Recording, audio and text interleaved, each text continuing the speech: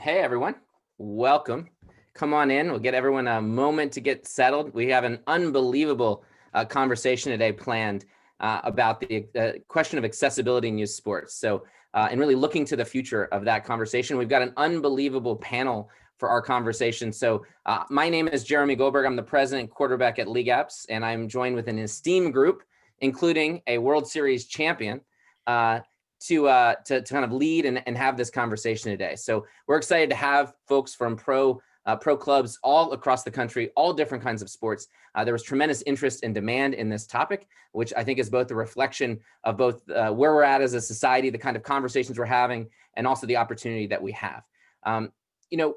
As I kind of level set and set the stage for today's conversation, one thing is I think we're getting constant reminders of the challenges as a society we're facing, right? As we go into a crazy period over the next week, as we think about this election, but we're getting all kinds of reminders of just how divided we are as a society, right? The kind of inequities that exist in society, the conversations that we're having about what this country looks like, what our role is in the world. At the same time, I think we've been reminded over the past number of months of the power of the platform of sports, right? To channel that famous quote from Nelson Mandela, the power of sports to change the world. And whether it's the athletes and the pro leagues and the pro teams that have been leading the way or having so many conversations that have been needed to have in this country around equity and access, right? Or the way that they're rallying people to vote, you're seeing the powerful hold that athletes and pro teams and pro sports have in the best tradition of the Olympics, the best traditions of Jackie Robinson and Billie Jean King and Muhammad Ali. We're also reminded at this time of the limitations that we face in this youth sports industry, right? At a time of COVID, at a time where things are shut down, the people that didn't have access, the people that were marginalized, were underserved, or even more underserved. Their challenges are greater, right? There's the challenges of the youth sports platform, the failures of the market of youth sports are real. And they're things that we need to understand and appreciate. But finally, we're reminded of our opportunity, which is what today's conversation is about, the future.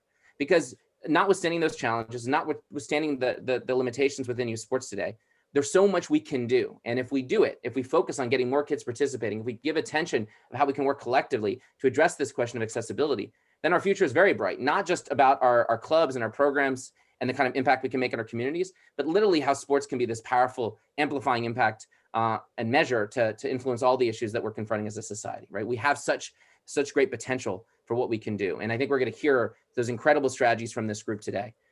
The other thing is, I think, as we think about today's conversations, as we talked about partnering with RGA and the Global Sports Venture Studio, is that the role that pro teams have as leaders in their community. And you're seeing leading the way in today's world with so many different things that are going on, but the role that you all can have in youth sports is critical.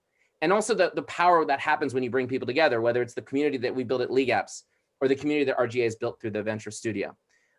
So as we approach this topic, we get a great reminder of what it means to do well by doing good as we focus on this question of accessibility and the impact that we can have. And so I'm going to start by introducing our esteemed panel, and I'm going to go to Nicole Whiteman, our World Series champion, because when we talk about doing well by doing good, I can't think of an organization that embodies that as much as the Dodgers do, especially on this morning. So Nicole, first of all, congratulations, how you're feeling? And we'd love to understand a little bit about your background when we think about this question of access in youth sports, kind of where you're coming to in your role as the CEO of the Dodgers Foundation.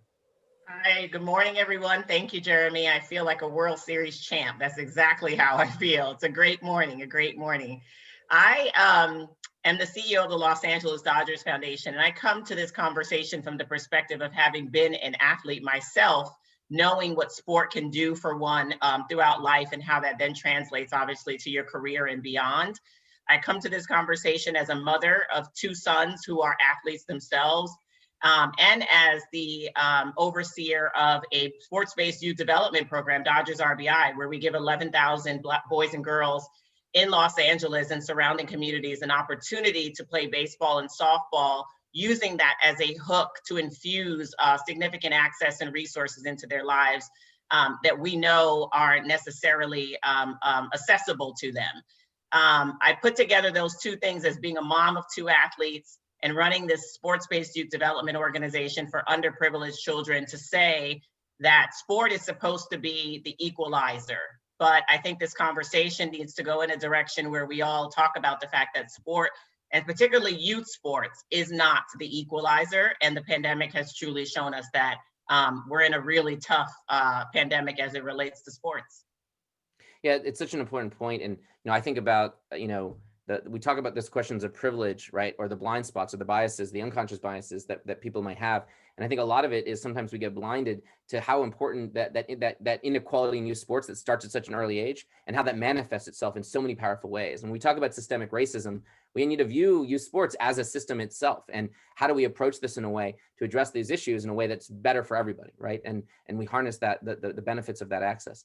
Renata, Simril, excited to bring you into the conversation. You also, have Dodgers heritage in your background, so you can also claim to be a World Series champion here. And every time we talk, I find it profound to hear your perspectives on these topics as the president and CEO of the LA84 Foundation. So maybe you can give a quick introduction and kind of how you're approaching this and coming to this topic. Yeah, sure. And sitting on the Dodgers Foundation as a board member, I definitely feeling like a World Series championship. And for the record, I may or may not have had a drink or two to celebrate last night. But it is a pleasure, Jeremy, to be with everybody this morning and to be on this esteemed panel. So thank you for the opportunity. For me, I was one of those kids. I was an athlete growing up. Neither one of my parents went to college. They barely graduated high school. And for me, sport was everything. It kept me engaged in school. It kept me, as a really awkward 14-year-old girl with funny hair, being from mixed parents, kept me engaged with a tribe, my team that really supported me. And I had picked a sport that was incredibly expensive, tennis, and my parents couldn't afford, to really help me fulfill, my dream to be an Olympic tennis star. And I think when I think back at my growing up, it was through the park and recreations, it was through school-based sports that I was able to really enjoy my sport. And the reality is, and we call this a crisis hiding in plain sight, that not all kids have equality of access. 59% of Black males graduate from high school. PE is mandated in schools 1 to 2 days a week. Enrichment programs like sports are taken out of school. High school sports now, have exorbitant costs for some families. You have the obesity rate in Black and brown communities that are just off the charts. I mean, 45% of LAUSD kids are obese or overweight. And so when you make the connection between the lack of accessibility, the lack of affordability, and the lack of opportunities to engage in sport, it is a crisis. And I think to Nicole's point, the COVID-19 health crisis has only exacerbated that. And when you think about the prevalence of African-American, Black, and brown communities that are just being overrun with COVID, it's because of the pre-existing conditions like COVID-19, like obesity, like hypertension, like diabetes.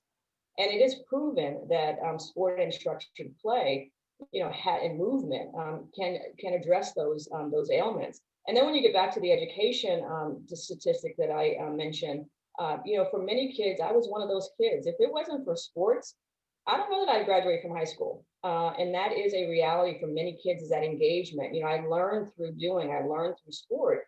And I think that when you look at the connection between sort of the systems that have continued to oppress Black communities in particular, but poor minority communities in general, it is no surprise to me that we have the challenges that we have in the criminal justice, the juvenile justice, because we're graduating our kids, into sort of those negative opportunities as opposed to providing them, a positive mode of engagement and a pathway to lifelong well-being, which sports has proven time and time again to afford young people, regardless of what side of the fence you've grown up on. Yeah, and it's such an important way of rooting this conversation in something that connects to so many of the important conversations we're having as a society we're wrestling with. There's something so fundamental to what sports can offer that gives us such power and opportunity as we approach this, as we harness this. And we can do this in a way that both impacts society, but that also advances the interests we have as an organization, whether it's a business, community, strategic interests that all pro teams have.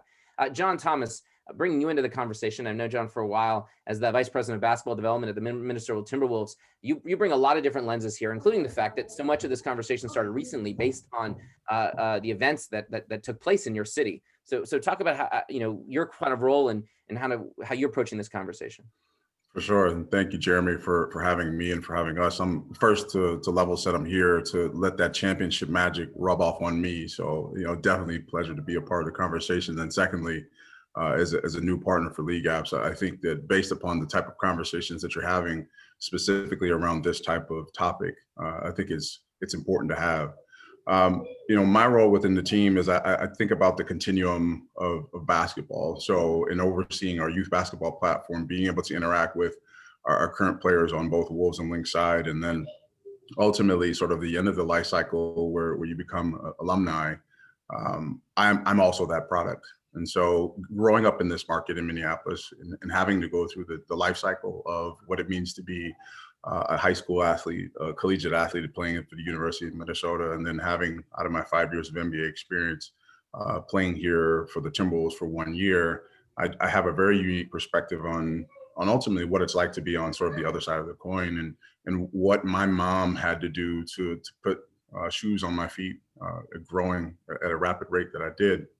And I think that based upon what I've seen now and moving over to the business side, it was sort of that aha moment for me, where you start to recognize not only what the sport of business is about, but more importantly, as you start to see how much younger, the attention is on youth. And when you think about social media and the role that it plays around the attention, portion of how we're moving forward, you start to recognize that, these kids are getting lost. And, not only are they getting lost, but, to the point of the conversation around the type of resources that we're having for the Black and brown communities. And ultimately, when you finish, what's left when you transition into that next side of life? And is it just beyond the sport where you understand the actual business, or you recognize the ability to contribute to your community? So, I come into this conversation from a lot of different perspectives, but certainly the most important part of it is, what you touched on earlier, is the humanization of it. And I grew up at 38th and 5th, which is, 4 blocks away from where George Floyd was killed. And it was a moment of self-reflection, even for me.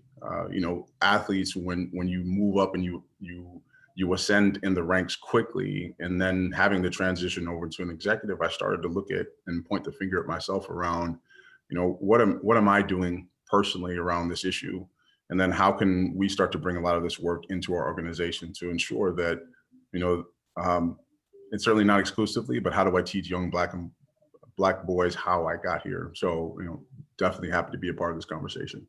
Yeah, and the way you framed it, I think about, we think about the broader role that this can have in society. Then we think about the organizations in which we sit that we can use to influence that society. But then we have to think about ourselves and our role within those organizations, right? So how we start with the individuals, what we learn, and all the people that are listening today and that will watch this, I think it's a big part of that, but education, that knowledge, that networking, where we're improving ourselves to then improve those other mechanisms for influence. So Tara, we've got this all-star team out of the pro club world. If I was forming an all-star group on this topic, we would have it. But if I was extending that all-star group to extend some of the best kind of design, creative, innovation talent in the world, then I would look to RGA for sure, and certainly you. So welcome to the conversation, Tara Moss, as a managing director at RGA. I should confess, RGA is an investor in LeagueApps. We were part of the venture studio with the Dodgers, which is where I met Nicole. And so we think very highly of the work and leadership you're doing. When you listen to this conversation, when you think about how you're approaching it, especially when you think about all the work that you're doing with brands and as one of the leading agencies in the world, talk about your kind of approach to this conversation when we think about this question of equity and access in our society and in the context of youth sports. Yeah, for sure. Well, thanks, Jeremy, for having me, and John, Nicole, and Renata. So thrilled to be in your company today. That's a really good question. As sort of a innovation leaning agency, the way that we're trying to tackle problems is, to create experiences, to build brands, and to, make next generation marketing that kind of creates a more human future. So like leaving that like tech for tech's sake behind and really trying to solve, bigger problems and trying to find the right role that brands can play in doing that. I lead our Portland office, which is in the backyard of Nike. And we're so thrilled to be celebrating 20 years of partnership with Nike in 2021. So it's been a dream of mine to be able to, work with Nike. Like a lot of the panel, I grew up playing sports. I worked at Adidas for a long time. So I've only ever wanted to work on sports brands. And now I think it's super important as we think about access, as we think about equity, we need to look to new channels and new ways to engage, not only kids, but parents. So, you know, the sort of like go down to the park and just like start a pickup game. It's just, that's not what's happening anymore. So how do we use like all of these emerging technologies and new platforms and make them kind of like this regenerative force for good for sport? And, you know, that's what we're trying to do with some of the initiatives for the brands that we're working with, and obviously using innovation as an accelerant for our global sports venture studio. Yeah, as you shared your background and your perspective, you know, I thought back. I was giving presentations in January and December to various audiences about the future of youth sports, and I said that the pace and change in youth sports over the next 5 years would dwarf the kind of changes in innovation that happened over the past 15. As much as it feels like youth sports has changed from when I was dominating the JCC basketball scene in the '80s in Dallas, and what COVID has simply accelerated that, right? It simply made more true what was already true. But that creates an opportunity for innovation as you think about the kind of disruption. And I remember, if you're focused on this topic, knows all the great work that the Aspen Institute has done on this, Tom Ferry. And I remember one of Tom's early articles way back in like 2014 quoted David Drummond, who was on the general counsel of Google, talking about the opportunity for disruption in youth sports, right? And the change in youth sports. I remember going up after a conference, so excited to talk to him and find out what was the key to that disruption. And he's like, I don't know, I'm not in this business. You should figure it out. I just gave the quote about the fact that this would be disrupted. And it became this challenge to say, is like, what is that disruption? Where is that coming from? And in this case, there's an opportunity to bring innovation that takes the best of sports and just gets more people to experience that, right? And it builds on what we all know to be true. And I think, again, the lens you'll bring to the conversation today speaks to that innovation. So as we jump into the conversation, the first thing I'll say is feel free to use the Q&A tab if anyone wants to participate, and we'll integrate your questions for some of the questions that were shared in advance. So go ahead and click that, and then you can also see what other people are asking and upvote that so we know kind of the topics that have most resonance. We're gonna have a three-part. Can I ask a question on the follow-up of what you just said, if you don't mind? Sure. It is, you know, Tara was talking about innovation and disruption in technology. You know, I think it's important to underscore that there needs to be innovation and disruption in policy and funding decisions at the public level in terms of how we engage more kids in sport. And when we talk about professional sports teams, when we talk about brands, when we talk about leagues, if not for the fairness, you know, the fairness test, that it's just fair play is a fundamental human right that all kids should enjoy, then it should be looked from a business perspective. And I think I was reading a Yahoo fandom survey a few years ago, and they said the #1 indicator of kids becoming fans is playing the sport. So there is a you know, business perspective that teams and brands and leagues need to have, and then I think we need to take some of that disruptive energy and figure out how we change those policy and funding decisions to ensure that more kids are playing, particularly at school-based level where, you know, it should just be a natural. You should be able to play sport for free in high school and middle school. So I just wanted to not lose that point. It's a really important point. And when we think about, and you look at the studies about what drives systems level change in a society, there are 3 levers that you typically see.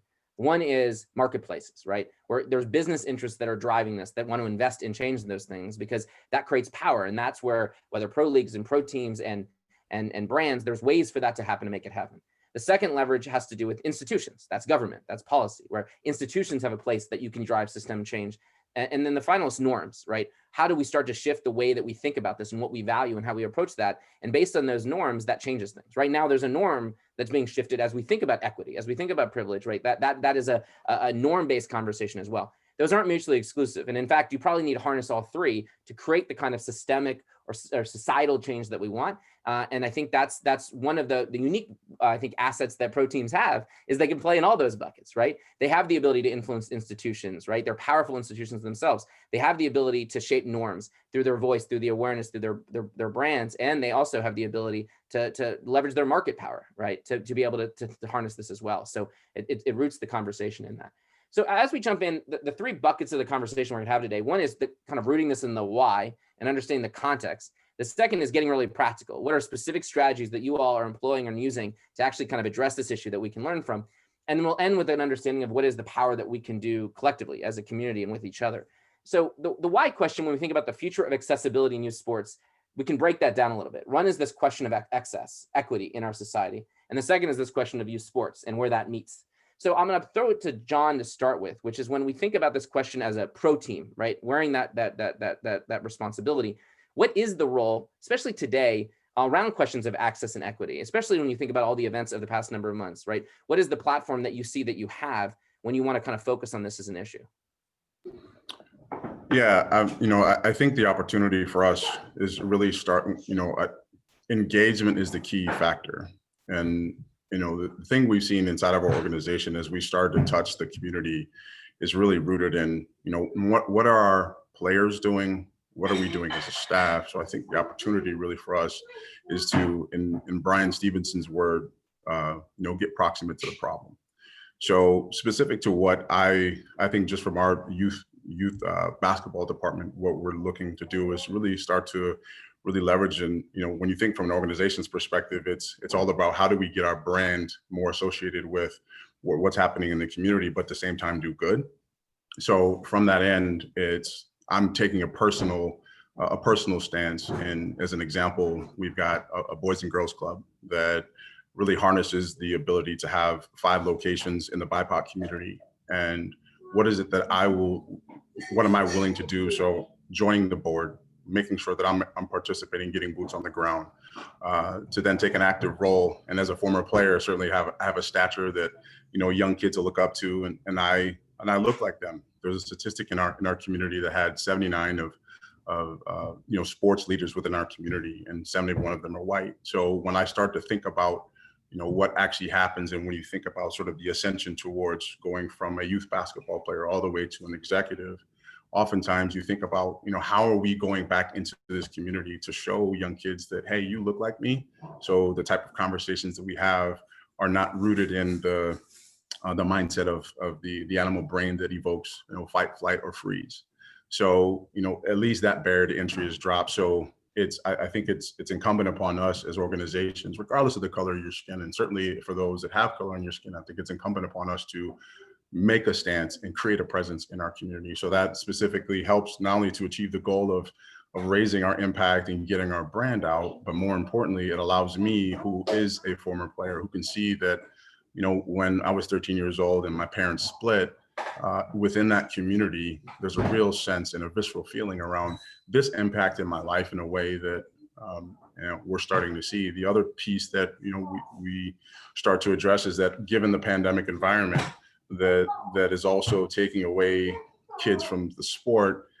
From what we're seeing, a lot of these 13 to 16-year-old kids are participating in carjacking. So it brings a real issue to the forefront, which is to the point of not only from a programmatic standpoint, but also just being engaged. So that's the number one priority for me. When you think about the why, I am a product. I want to make sure that I'm addressing it with the kids, not only the on-court presence around how you're supposed to actually facilitate and become the best athlete that you can be, but more importantly, all the life skills that you can provide. The simple notion of a handshake and looking me in the eye, and the way if you're sitting across from me and I have one job, how am I going to ultimately hire you? So this really starts to address, I think, again, the human issues.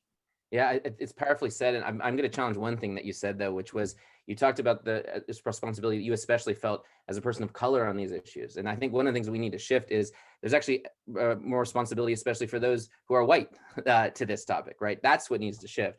Because I think one of the things you realize is you can't ask the folks that are experiencing the most marginalization and discrimination to solve the very things that are creating the discrimination. You've got to embrace those that have that privilege, those powers to go into spaces that folks who are people of color cannot go into those spaces. And so I think one of the things that makes this different is how we all recognize our responsibility here. And I would say, and especially a responsibility that those who've benefited from privilege and power to kind of educate ourselves around that. And there's a lot to go into that. But that's a journey that we all need to start. So as someone who identifies as white. Yeah, for sure. And I think that, the other side of that coin is when you think about the 71 of them are white, first of all, I would have had the opportunity to get into the position that I'm in if it weren't for white people.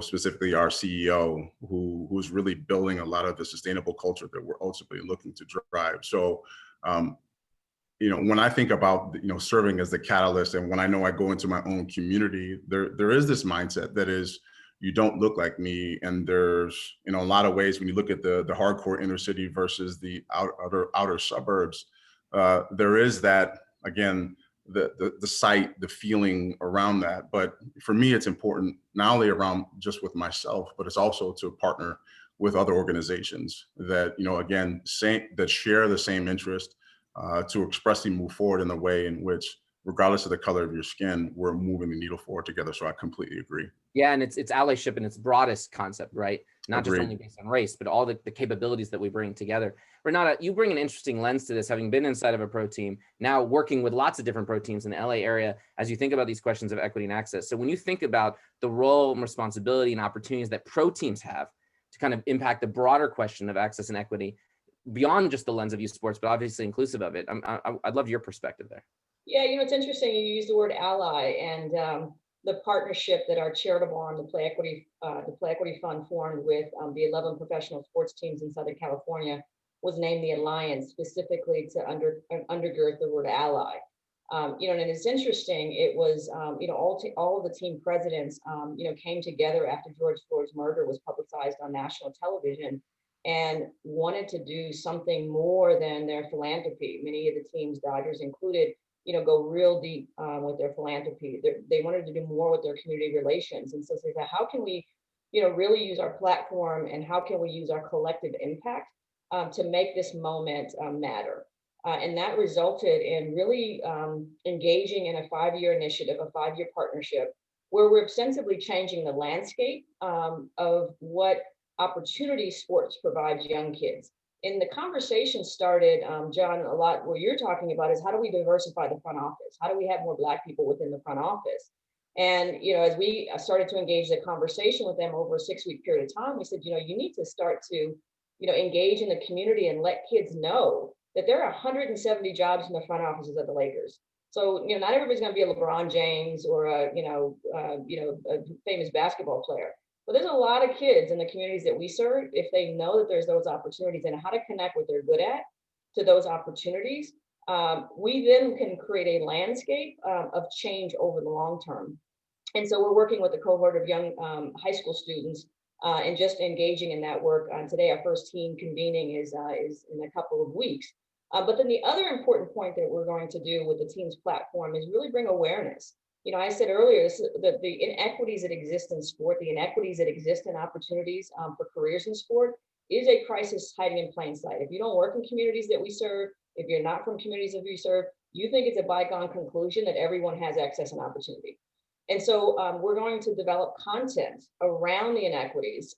We're going to develop content around what happens when you give kids who have tremendous talent, not just on the court, but off the court. When you give them access and opportunity, how they can thrive. So we'll tell those stories of successes, and we'll also start to, undergird the advocacy network to say to policymakers, you want kids to graduate from high school? Well, guess what? 92% of student athletes graduate from high school, most with a higher GPA than those who don't. And so we're super excited to be partnering with all 11 of the professional sports teams around this collective impact.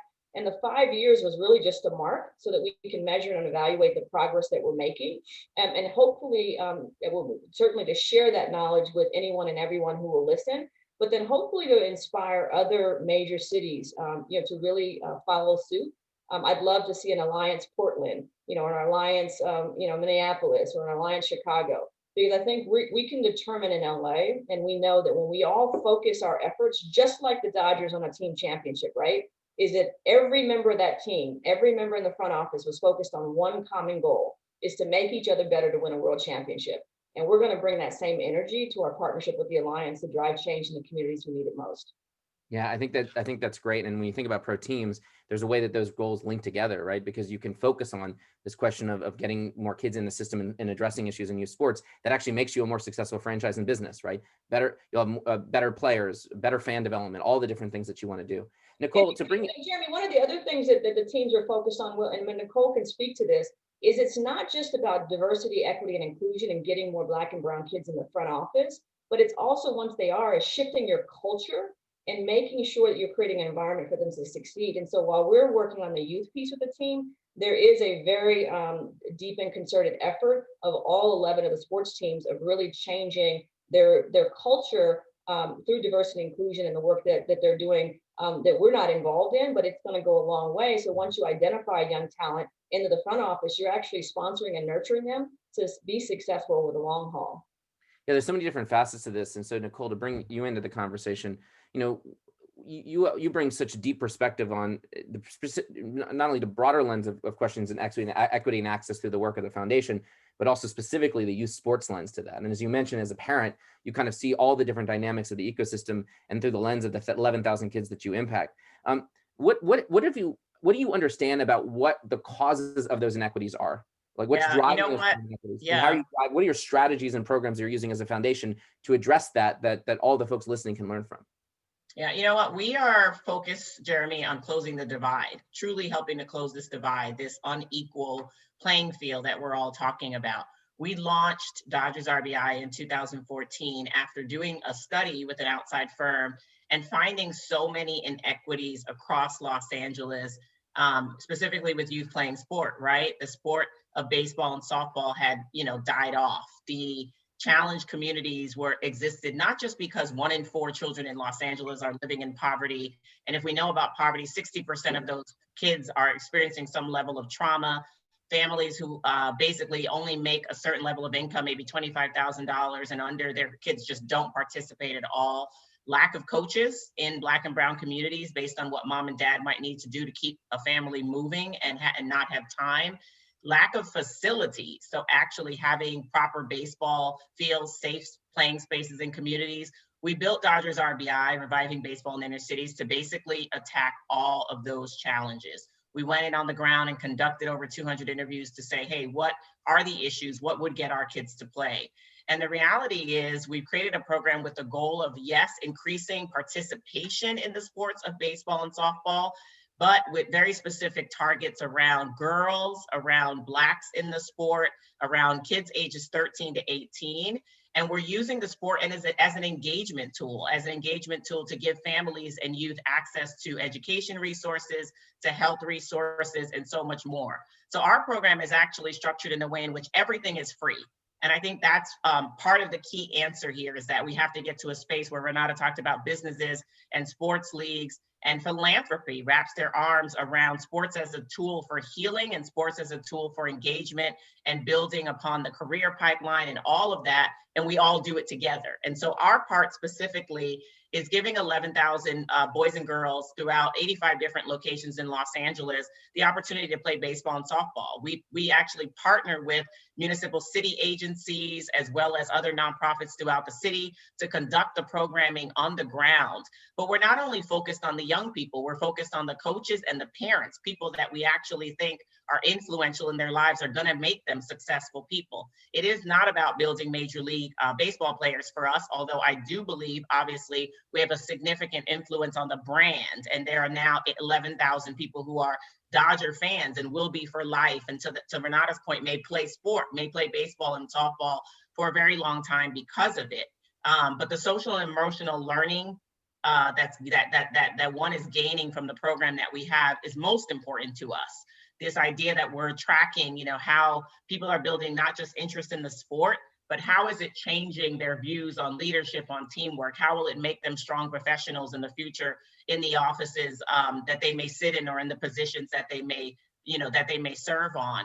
It's an interesting dynamic because it's not the answer, but I think that together with so many other programs like this, we can create the answer. And if we put that layer of business on top and we put that layer of school on top, it makes sense. For us, it's all about partnership, right? We've got to partner with the schools. We've got to partner with the community organizations. And frankly, we have to partner now with high schools and colleges to make sure that, we're all united and we're in sync towards these goals and what we're actually trying to do.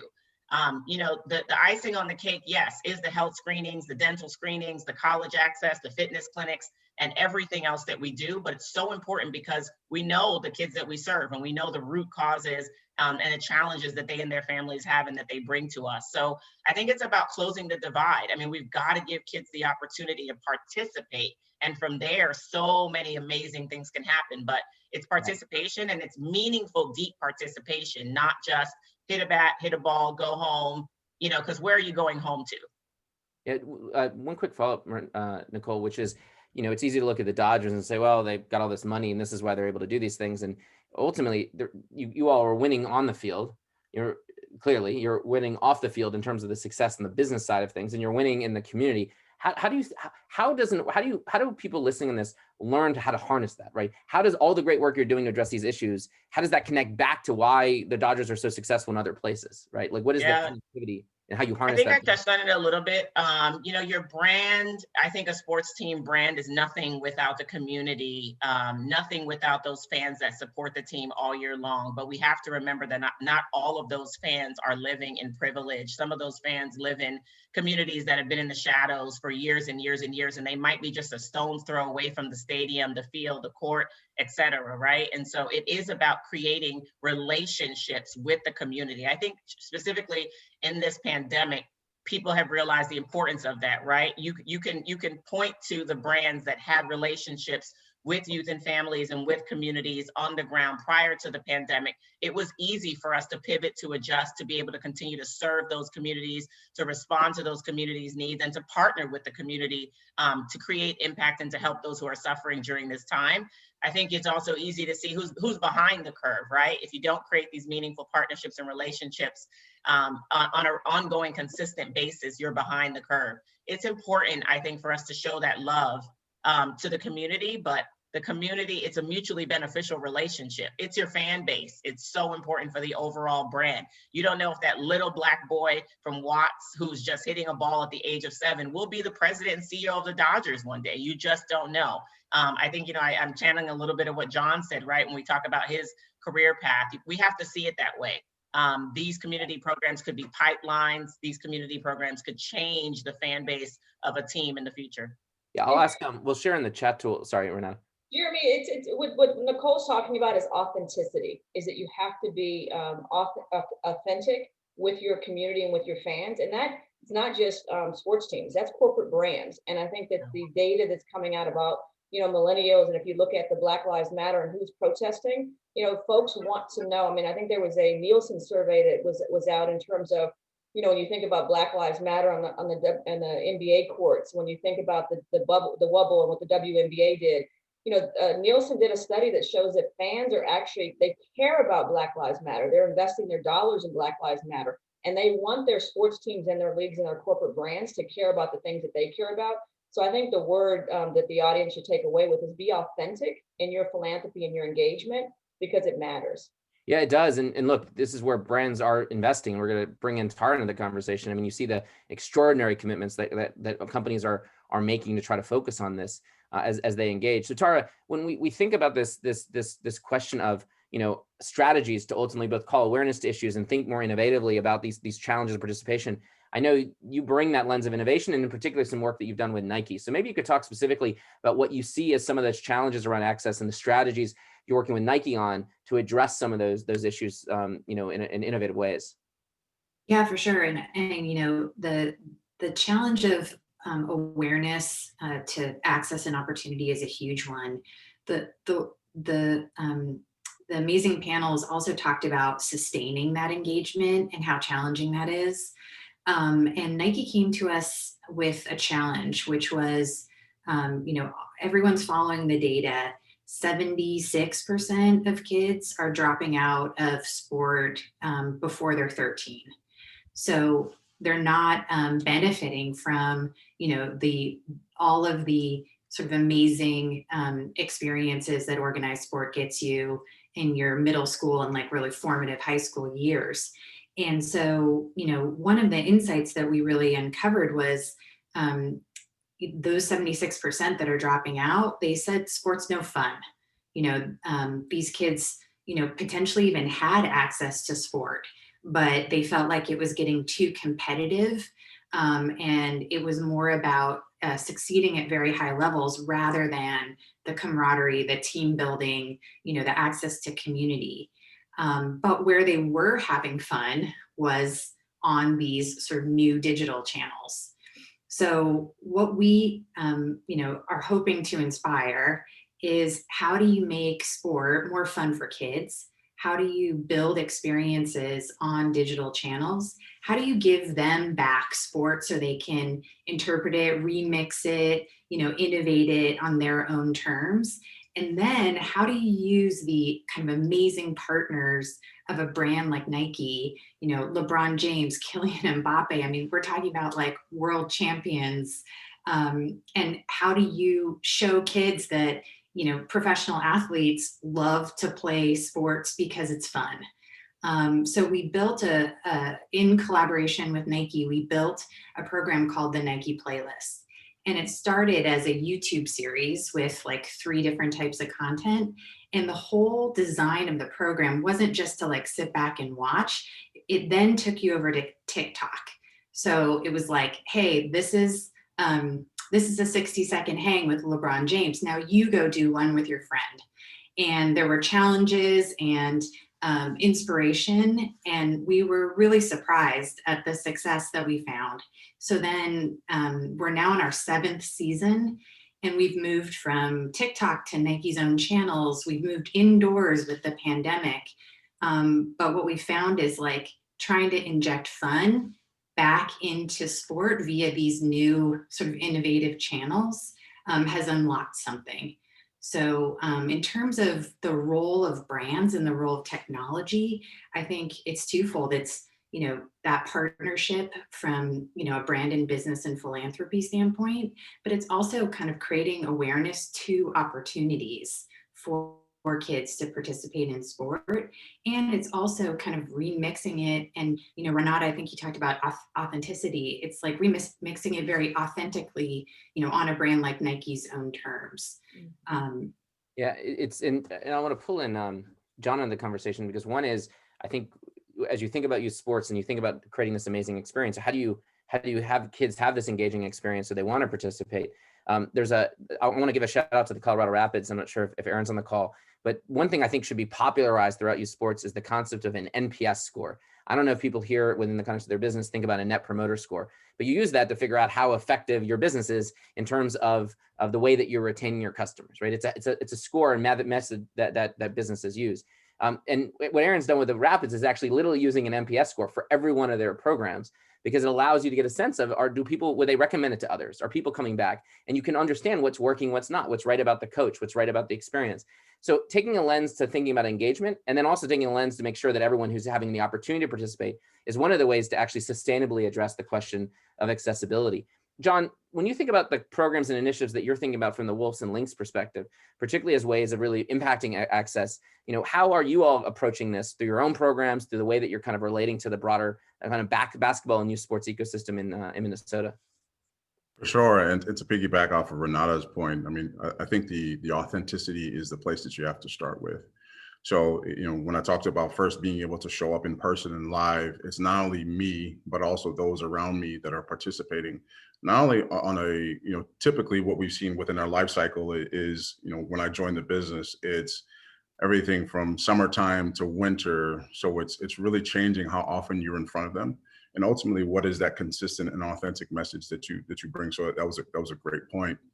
And even to tack on into Tara's point around just attention. And when you think about the ways in which kids are just looking at things differently, and particularly given the pandemic environment, you're starting to see and have been seeing a lot that their gaze is on social media, and it's important for them to feel like they're validated in what they do, whether it's a TikTok dance that goes viral versus a trick shot that they're doing. So when you think about the types of programs that we're putting in play, I think you have to start at the ground level, which is what we know and understand, which is at the end of the day, you're coming to us because you want to create this experience that connects into our game. So how do we start to do that? And I think it's ways of, first, providing the on-court skill sessions. And when you think about the actual experience in total, how do you make them feel good? It's incorporating music. It's being able to make sure that, the smile meter is up, and finding different ways throughout our programs to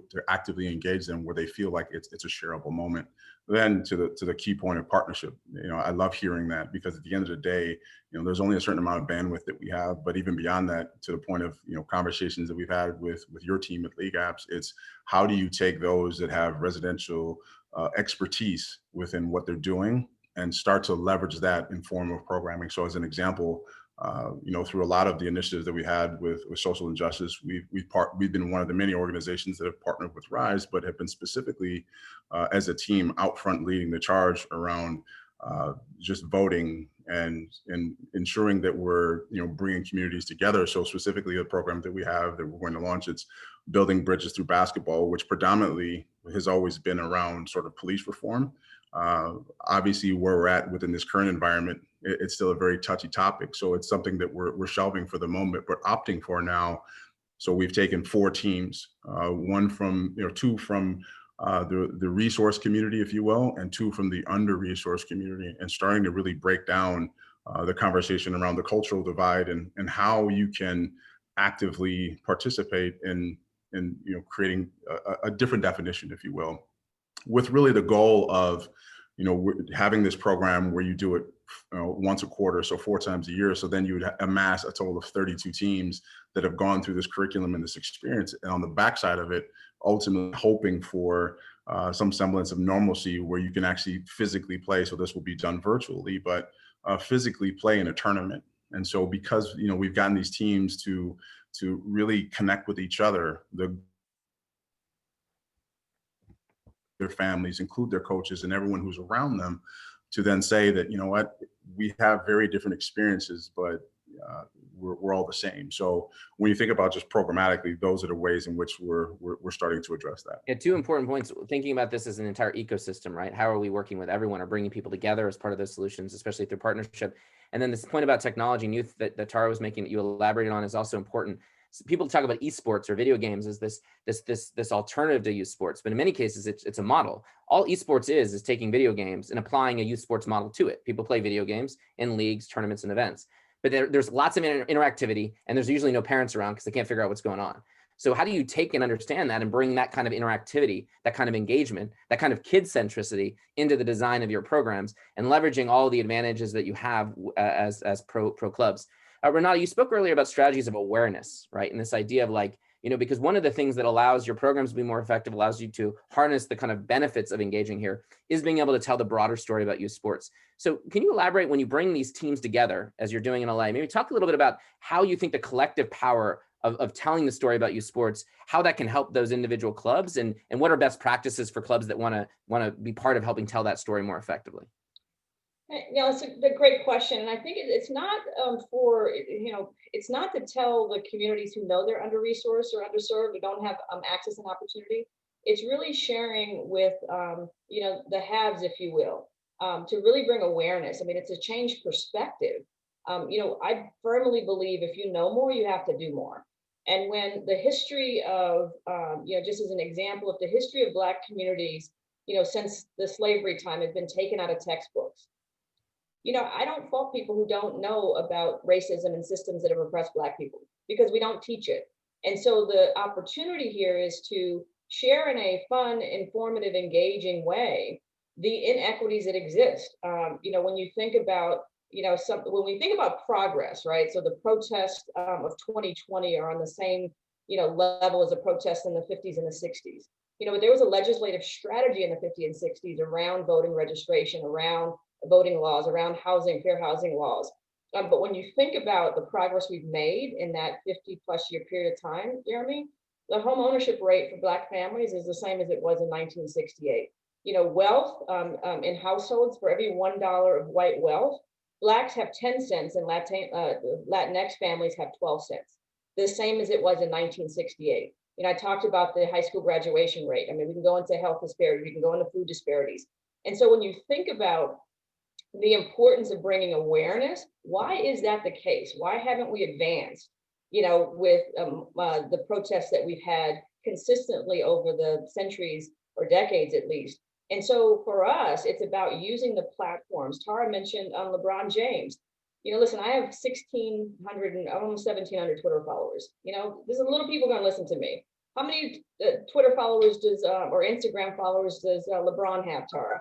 If he says something, because he's authentic and he engages with young people, they're going to be apt to listen. The Dodgers platform, just in terms of their fan base, that has power and influence in and of itself. And so being able to engage those teams in a collective, we feel is going to help create, air cover to the advocacy network. And so we're going to strategize to have that awareness and that content, consistent with the budgeting process. We're always in a SALT in the state of California for after school programs. I mean, even just this legislative session that just passed, the governor was threatening to cut $100 million out of after school programs. That's free childcare. That's engaging millions of young kids up and down the state of California. We were successful in staving that off, but it's going to be a constant battle given the economic crisis that's going to ensue as we come back from COVID-19.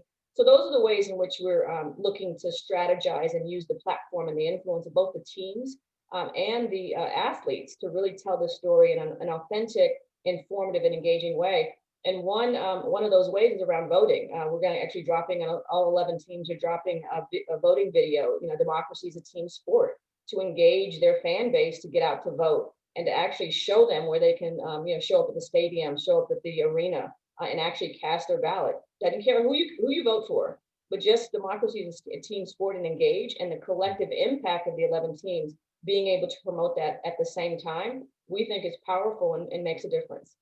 Nicole, when we think about the strategies that the foundations use, one of the things I've always been impressed with is how forward-leaning you are when you think about innovation, when you think about data, when you think about technology. I mean, I love the fact that you all use tools. Your data team, I have a closest relationship with your data team as I do the foundation, where they're using Tableau to figure out, like, okay, how do we actually understand the analytics? So talk about the way you've managed and driven scale in your programs, right? And because I think that's one of the things that's really powerful about your impact is you're leveraging the full weight and the resources of the organization to drive the kind of influence you want to have.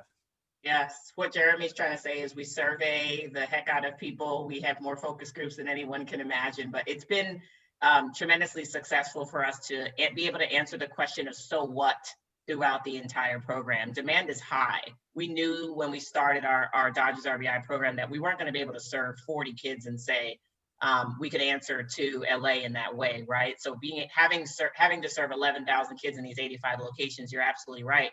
We have to manage scale. We have to manage data around that scale. And so it's about having a very formal method of metrics and evaluation, having a system in place that gives us this is what we're looking for. This is how deep we're going. We use all of that data to inform how we're doing what we're doing, right? So every decision is calculated, where we go next and who we partner with next and who we serve next and what new programs we add is all informed by the data. And I think that has helped us in terms of scale. Partnering, obviously, on the LeagueApps front has been beneficial. Working with groups like UpMetrics and Algorithm, who we also work with.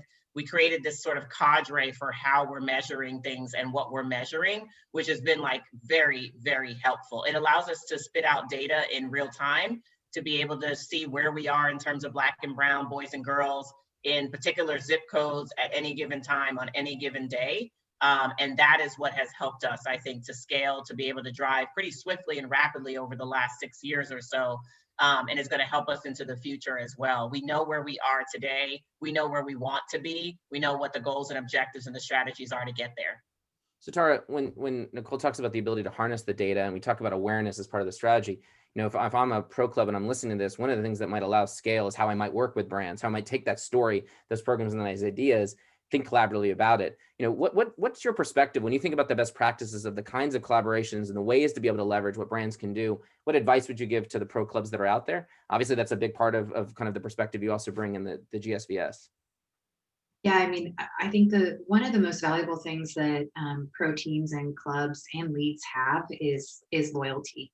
So you've built members, you've built a community, you've built generations of love for your teams and your leagues.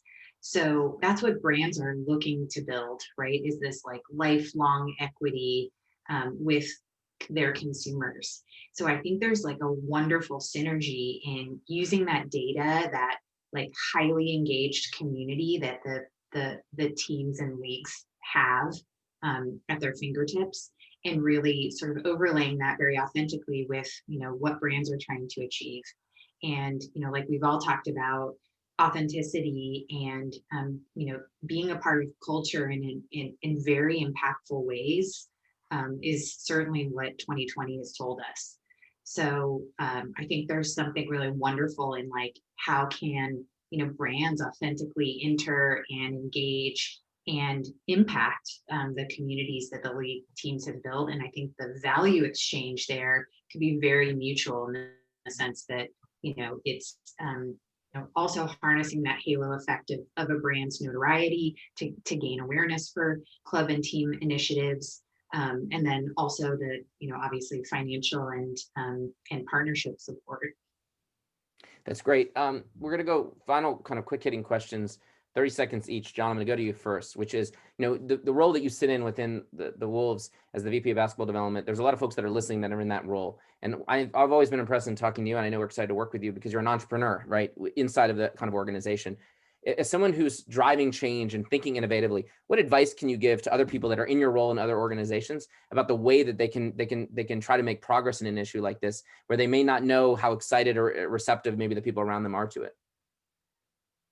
First, I'd say, think about, when you talk about self-reflective moments, what is it that individually you want to accomplish? So it's taking the finger and pointing it squarely at yourself first. Right? What's the most important thing? Because if you're not creating the passion around what you're trying to accomplish, it won't happen. Secondly, I think it's getting a real understanding of the landscape, and again, getting close to the problem. So you have to get close to people in order to get close to that problem, in order to hear their story and recognize what are the top challenges they're facing and what potential opportunities there are.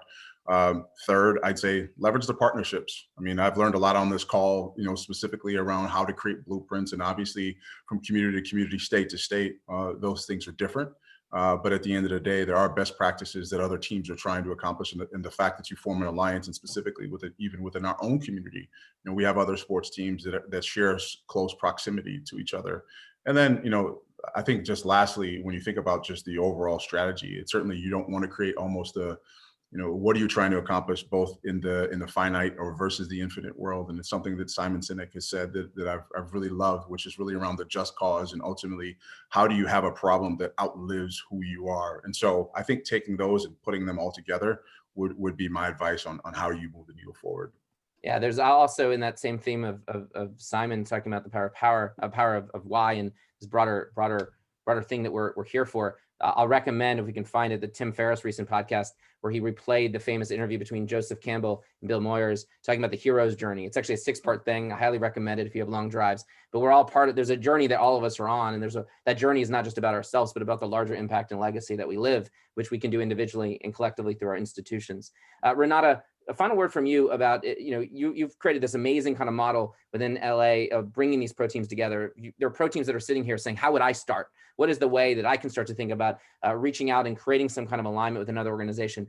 Do you, in 30 seconds, do you have a quick piece of advice for them? Yeah, just care.